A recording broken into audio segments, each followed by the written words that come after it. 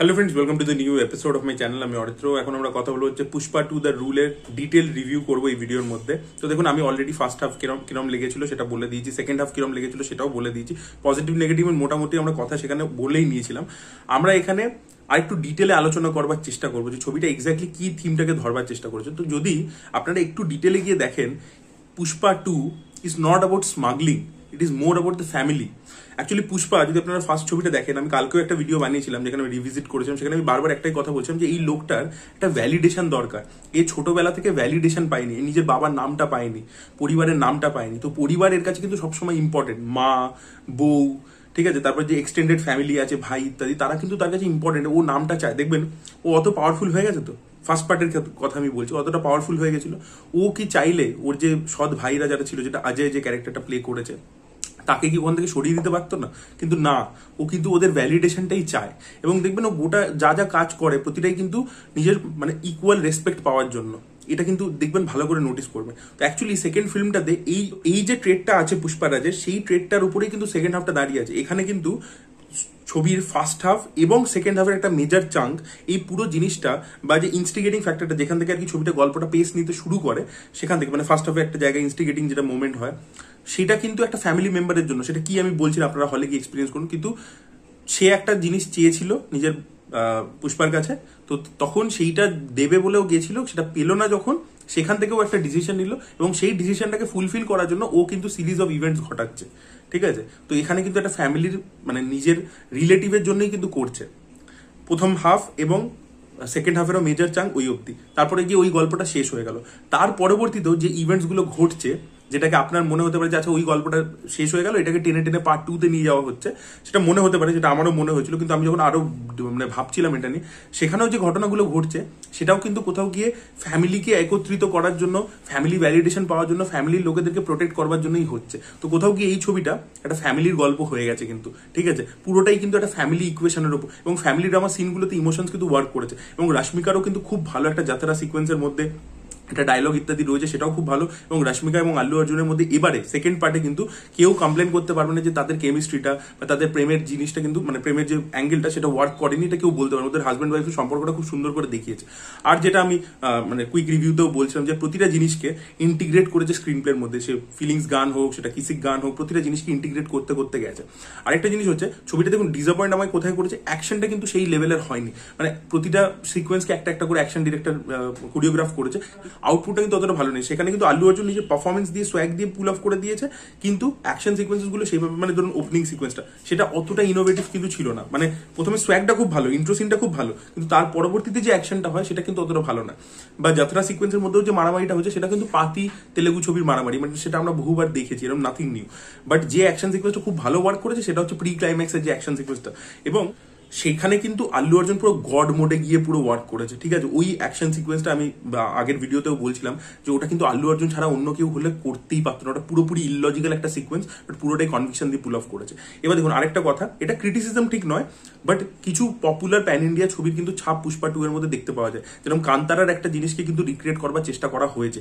এই যে সিকোয়েন্সটা, যে কালী ঠাকুরের সিকোয়েন্সটা, যেটা অলরেডি আপনারা দেখেই ফেলেছে, সেখানে কিন্তু আপনি পুরোপুরি বুঝতে পারবেন যে কিছু কিছু জায়গায় যেহেতু কান্তারা ওরকম একটা মানে ওয়েতে হিরোকে প্রেজেন্ট করেছে এবং প্রচন্ড অ্যাপ্রিসিয়েটেড হয়েছে, সেটার কিন্তু ইন্সপিরেশন সুকুমার নিয়েছে, অবশ্যই বোঝা যাচ্ছে।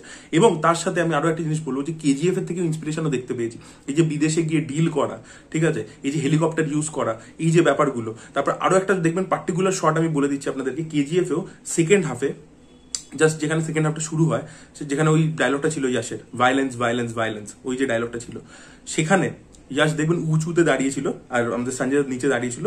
আপনারা প্রত্যেকেই জানেন ও সেই কালাস নিকাবো বলে চিৎকার করে, তারপর দেখায় যে সব AK-47 নিয়ে এসছে। আপনারা জানেন সেই সিকোয়েন্সটা।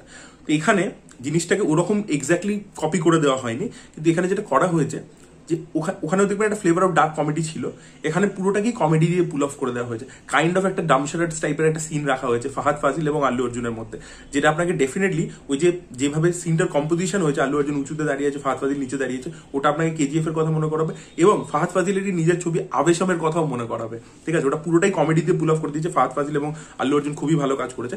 এবার যদি ছবির নেগেটিভ দিকে চলে দেখুন, ছবিটার মধ্যে প্রচুর খামতি রয়েছে, কিন্তু আল্লু অর্জুন যেহেতু ওই রকম লেভেলের পারফরমেন্স দিচ্ছে, সোয়াগ দিচ্ছে, তাতে কিন্তু সে পুল অফ করে দিয়েছে ক্যারেক্টারটার মোমেন্টস দিয়ে। ছবিটা কিন্তু অ্যাকচুয়ালি বেস্ট মোমেন্টস গুলো হচ্ছে ড্রামা মোমেন্টস। এখানে কিন্তু মানে রাজামৌলির যেরকম ছবিতে কি হয় স্পেকটাকেলটা ভিজুয়াল স্পেকটাকেল হয়, সুকুমার কিন্তু ড্রামা স্পেকটাকেল বানিয়েছে। ওই ক্যারেক্টারটার নিজের মানে সম্মানহানি হলো, ও একটা জিনিস গিয়ে কিছু করবে। এবং আরো একটা ভালো জিনিস লাস্ট আমি বলে দিই, সেটা হচ্ছে যে কল ব্যাকটা, যে জিনিসটা ফার্স্ট পার্টে লোকে পছন্দ করেছে সেটাকে নেক্সট লেভেলে কি করে নিয়ে যাবো। আগের দেখবেন পার্টে ছিল যে ও গাড়ি না নিয়ে পুষ্পা যাবে না, 5 লাখ টাকা গাড়ি কিনে নিয়ে, এবারে সেটা হচ্ছে হেলিকপ্টার, ঠিক আছে। তারপরে ফার্স্ট পার্টে হাত বেঁধে এবং চোখে বন্ধ মানে চোখ মুখে মাস্ক পরিয়ে দিয়েছিল, সেরকম ভাবে একটা মারামারি ছিল। সেকেন্ড পার্টে সেটাকে অ্যাম্প আপ করেছে। এরকম প্রচুর জিনিস আপনি দেখতে পাবেন যেটা কিন্তু কল ব্যাক রেখেছে। ফার্স্ট পার্টের যে কল ব্যাক গুলো দেওয়া হয়েছে, যে জিনিসগুলো যে মোমেন্টস গুলো ওয়ার্ক করেছিল, যেগুলো পপুলার হয়েছিল, সেগুলোকে নেক্সট লেভেলে কি করে নিয়ে গেছে সুকুমার, সেটা কিন্তু আপনি দেখলে বুঝতে পারবেন যে প্রচুর জিনিসকে কিন্তু রিক্রিয়েট করা হয়েছে ফার্স্ট হাফ থেকে, মানে ফার্স্ট পার্ট থেকে রিক্রিয়েট করা হয়েছে, কিন্তু সেটাকে নেক্সট লেভেলে নিয়ে গিয়ে ওয়ার্ক করানো হয়েছে। এবং সেই মোমেন্টস গুলো খুব ভালো ওয়ার্ক করছে। মানে যেরকম পুষ্পা একবার বেরিয়ে যায় আবার ঢোকে, এটা ফার্স্ট পার্টে ছিল, ওই যে ফ্লাওয়ার ওর ফায়ার ওই যে ডায়লগটা ছিল যখন, সেম জিনিসটা এখানে করা হয়েছে, কিন্তু সেটাকে আরো এলিভেশন দিয়ে করা হয়েছে। তো ডেফিনেটলি খুব ভালো। এবার যদি নেগেটিভ পয়েন্ট যেটা বলছিলাম চলে আসি, তো সবচেয়ে প্রথম হচ্ছে এখানে যে পুষ্পার দুটো পার্টের মধ্যে সবচেয়ে বড় ফ্ল হচ্ছে অ্যান্টাগনিস্ট গুলো কেউ স্ট্রং নয়। এখানে ফাহাদ ফাজিলকে কিন্তু বিশালভাবে ওয়েস্ট করা হয়েছে। একটা টাইমের পরে ক্যারেক্টারটাকে কোনো ক্লোজার ইত্যাদি কিছুই দেওয়া হয়নি, ঠিক আছে। আরো বেশি কিছু আমরা ওই ক্যারেক্টারটা থেকেও ডিমান্ড করছিলাম, কিন্তু সেটা কিছুই হয়নি। পুষ্পাকে সে কোনোভাবেই কোনো চ্যালেঞ্জ ছুড়ে দিতে পারছে না, এই কখনো হারছে না। আচ্ছা, ফার্স্ট পার্টে যে ক্যারেক্টার গুলোকে পার্সোনাল ভেন্ডেটার অ্যাঙ্গেল দেওয়া হলো, সেট আপ করা হলো যে তারা সেকেন্ড হাফে কিছু করবে, মানে ধরুন সুনীলের মতো অ্যাক্টর, সে মঙ্গলরাম শ্রীনু প্লে করছে, বা সে যদি সেকেন্ড পার্টে কিছু একটা রিভেঞ্জ নেওয়ার চেষ্টা করবে, সে কিছুই করছে না। আছে খুব অল্প অল্প প্রেজেন্স আছে, তো এই জিনিসটা হয়। এবং ছবিটার অনেক সিকোয়েন্স যেগুলো আমাদেরকে ট্রেলার ইত্যাদিতে দেখানো হয়েছিল, ওয়্যার ইজ পুষ্পা যে পার্টটা, সেগুলো নেই ছবির মধ্যে। সেগুলোকে অ্যাকচুয়ালি শুট করেছে ওরা থার্ড পার্টে নিয়ে গিয়ে জুড়বে। অ্যাকচুয়ালি ওদের কাছে মনে হয় থার্ড পার্টের গল্প হয়তো রেডি নেই, মাইট বি, ঠিক আছে। ওরা মানে যে এটাকে চলো বাড়াবো, ঠিক আছে, একটা টাইমের পরে আপনার কিন্তু এটা মনে হবে। কিন্তু সিকোয়েন্সেস গুলো ইনোভেটিভ, সেটা দেখতে ভালো লাগছে, মজা দিচ্ছে, এঙ্গেজ করে রাখছে। আল্লু অর্জুনের পারফরমেন্স তার সাথে খুব ভালো। কিন্তু মনে হচ্ছে সেকেন্ড মানে হাফে গিয়ে যে এবার যেন টেনে, যেটা ফার্স্ট পার্টের ক্ষেত্রেও যেটা বললাম কালকেও ভিডিওতে বলছিলাম, যে লাস্ট 20 মিনিটস ওয়াজ এক্সটেনশন, যে টেনে বাড়িয়েছে যাতে সেকেন্ড পার্টে নিয়ে যেতে পারে। সেম জিনিসটা কিন্তু থার্ড পার্টেও মনে হয়, কিন্তু কিছু জায়গায় ফিল হয় যে ভাই এটা এবার গল্পটা যেন বলছে না, ঠিক আছে। বরং জাপানের অ্যাঙ্গেলটাকে এক্সপ্লোর করলে অনেক বেটার হতো, কিন্তু সেগুলো কিছুই করেনি। যেগুলো ইভেন দেখিয়েছে, আমার তো মনে হচ্ছে থার্ড পার্টের ওরা কিছু পোর্শন শুট করে নিয়েছে, এবার সেটা পুরো পিসেস করে যে জুড়ে একটা পুরো স্ক্রিন প্লে হবে, সেটা তারা পরবর্তীতে ফিগার আউট করবে। এবং সুকুমার কিন্তু এই কন্টিনিউসলি চেঞ্জিং প্রসেস করতেই থাকে, আপনারা জানেন নিশ্চয়ই। সুকুমার তাই জন্য ছবিটা কিছুদিন আগে অব্দি যে শুটিং করেছে আর কি, লাস্ট মোমেন্ট অব্দি সবকিছু করে গেছে। তবে ছবিটা কিন্তু থিয়েটারে দারুণ দারুণ দারুণ মজা দিয়েছে, সেটা প্রত্যেকে মানে রেসপন্স দুর্দান্ত চরম হয়েছে। ছবিটা কিন্তু একটা বেটার ক্লিফ হ্যাঙ্গার ডিমান্ড করতো। ছবিটাতে একটা লাস্টে কোনো ক্যামিও ইত্যাদি করানো ছিল, বাট ক্যামিও কিন্তু এই ছবিতে করা খুব ডিফিকাল্ট, কারণ এখানে অ্যান্টাগনিস্টদেরকে স্পেসই দেওয়া হচ্ছে না। তো ভালো এখনো অ্যাক্টর এর পরবর্তীতে এই ছবির মধ্যে প্লে করবে কিনা অ্যান্টাগনিস্টের চরিত্র, এটাও কিন্তু একটা যথেষ্ট ডাউটফুল ব্যাপার। দেখা যাক সামনের দিনে কি হয়। তবে এখানে আমার একটা থিওরি আছে, এখান থেকে আমি একটা স্পয়লার জোনের মধ্যে ঢুকে যাবো। আমার মনে হচ্ছে ফাহাদ ফাজিলকেই কিন্তু রেখে দেবে, ঠিক আছে। আপনারা যারা দেখেননি এখনো ছবিটা, তাদেরকে বলবো ভিডিওটা এখান থেকে বন্ধ করে দিন। আমার মনে হচ্ছে ফাহাদ ফাজিল কিন্তু বেঁচে আছে, ঠিক আছে। সে নিজের আইডেন্টিটিটা ওখানে শেষ করে নিল, যেন ভাবার সিং শিখাবাদ মরে গেল, কিন্তু কোথাও গিয়ে ওই আবার ফেরত এসছে। ও একটা নতুন ভাবে এসে পুষ্পার থেকে এবার বদলা নিচ্ছে, কারণ এখন ও আর পুলিশ অফিসার নেই, ওকে কোনো ল অ্যান্ড অর্ডার মানতে হবে না। এবার ও পুরো র্যাম্পেজ মোডে চলে গেছে এবং ও পুষ্পার থেকে বদলা নিচ্ছে। এবং এই যে ব্যাপারটা যে পুষ্পার ফ্যামিলির সাথে কি হলো, এই ব্যাপারটা আমাদেরকে ডেফিনেটলি ইন্টারেস্ট দেয়, কিন্তু সেটা কিভাবে হলো, তার যে স্টেজিংটা পুরো জিনিসটা, সেটা খুব একটা ইন্টারেস্টিং নয় আর কি। এটাই মনে হয়েছে যে থার্ড পার্টে জোর করে নিয়ে গেছে। আপনাদের কি মতামত, আপনাদের কোন জিনিসটা ভালো লেগেছে, কোন জিনিসটা খারাপ লেগেছে, অবশ্যই কমেন্ট সেকশনে জানাবেন। বাট এই ভিডিওটা ভালো লেগে থাকলে লাইক করুন, শেয়ার করুন, চ্যানেলকে সাবস্ক্রাইব করতে ভুলবেন না। বাই।